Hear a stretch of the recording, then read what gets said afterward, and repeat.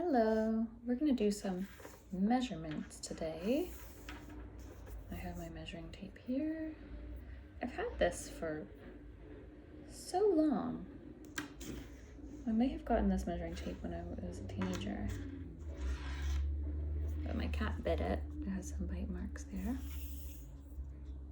So it has, kind of on the outside here, it has inches. So you can see.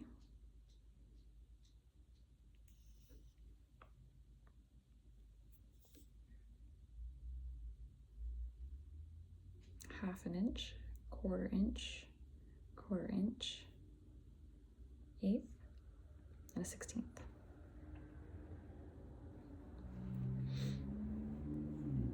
So when you're measuring inches, there's no decimal.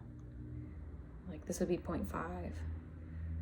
Sorry, you do have decimals, but it's not like metric. 0.5, 0.25, 0.75. And then it just gets annoying to have those. Anyways, that's why inches are always like 5/8 or something like that. 5/8 would be 1/8, 2/8, 3, 4, 5. 1 inch and 5/8. Okay, anyways, I think I use for sewing measurements, inches, clothing measurements, but for most other measurements, I use centimeters. That's not true. Okay, I am Canadian, and so we do a really weird mix of everything. I'm generally always metric for most things, except for like clothing body measurements. I'll use inches. But then if I'm like sewing, I'll use meters for fabric. I find it easier to imagine meters. I don't know. Kind of a mix in my head. Anyways, it's good to also have centimeters. So we have that. They're much smaller down here on the bottom. This side has both. It has inches and centimeters, and you can see centimeters, and we've got millimeters, and then there are 10 millimeters per centimeter, which makes it very easy to do decimals and to be much more precise, because it's very small. They're very close together. It's harder to read them. Okay, enough about that. We're going to use the big side, the big number side. And the first measurement when you're measuring yourself for clothing is your bust, your chest. You'd go like this and measure how big that is. You never want to be like squeezing it tight, but you don't want it to be too loose either. Just nice and snug is to get the correct measurement. Now, something that I always confused me if you ever have to take your bra size, my chest size changes depending on if I'm breathing in or breathing out quite significantly. I'm wearing a bra right now, so it's not quite as much, but if I'm exhaled completely, I'm less than 30 versus what I breathe in, I'm almost 33. So if you're a big breather like I am, what measurement do you take? And I'm wearing a bra right now, so I might be able to breathe in and expand even more. Now, I'm a professional breather, so I don't know. I feel like the ribcage should be moving this much on people. But that just really kind of pertains to bra sizes. Although I suppose, sorry, excuse me, I'm so tired. Oh, other measurements probably fluctuate based on your water retention too, so you know what? Nothing is totally exact. We're squishy people. So then you also want to do your waist. Same thing, right? Kind of where the smallest part of your waist is. And maybe that's just above your belly button. And then I'm sitting down, so I can't really do it. You do your hips, and that's kind of around the biggest part of your thighs or your butt, depending on where. So that's usually sits not always on the same spot on people. It's very, very different. It could be higher up near your hip bones, or it could be way down low, like at the bottom of your bum. And so you just have to try and go for where that biggest part is and have that measurement. So those are the general measurements when you're like looking up your size for clothing online you might be shopping for. Sometimes clothing, they'll give you the measurement of your torso, and it's not as frequent, but you go from like not the front of your shoulder, and you can't see me here like this, but where the seam of your shirt might be. So like right down the center part, and then down your chest.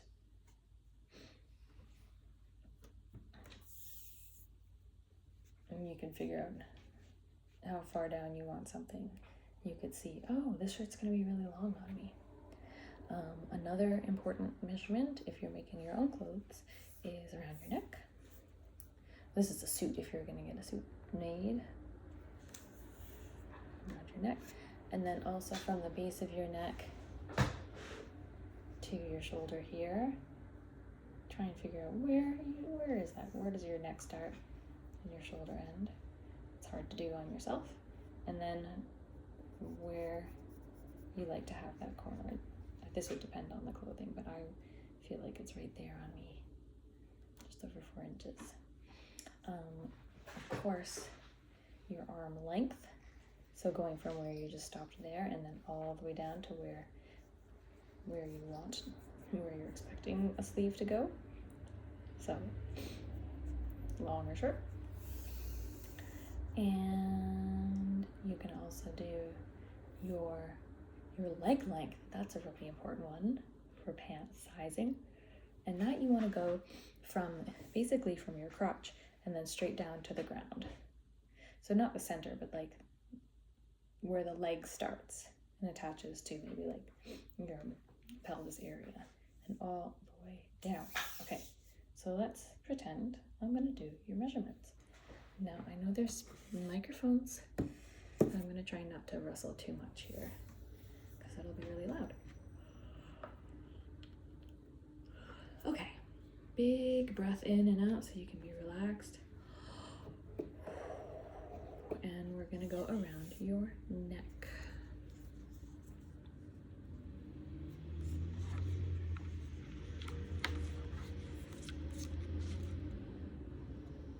Okay, and then, sorry, we have a cat problem. Get out of here. Bye. Okay, we're gonna do, she did it again. I need to hold it this way so I can see. We're going to do your chest. So let's go around you like this.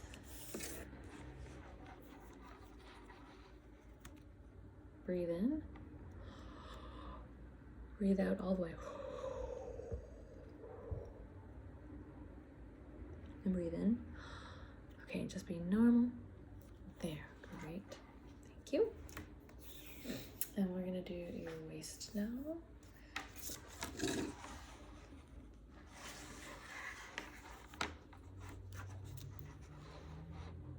And then I'm just gonna bring it down a little bit more and do your hips. Excellent. Let's do your shoulder. This one first. Cool, and we'll just go right down the arm.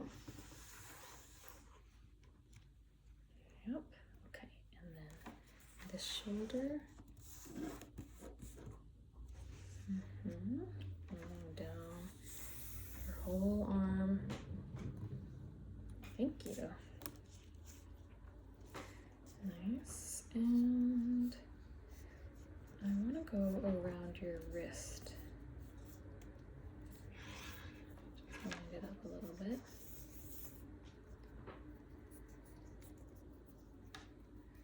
Okay, so maybe you can just give me your hand and we'll go right around it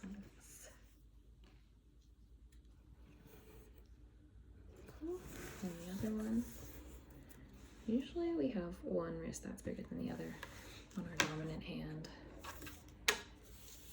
Let me do mine.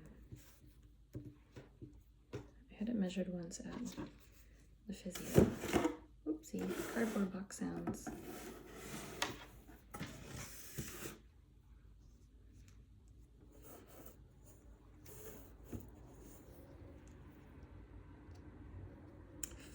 Inches. Whoa, small.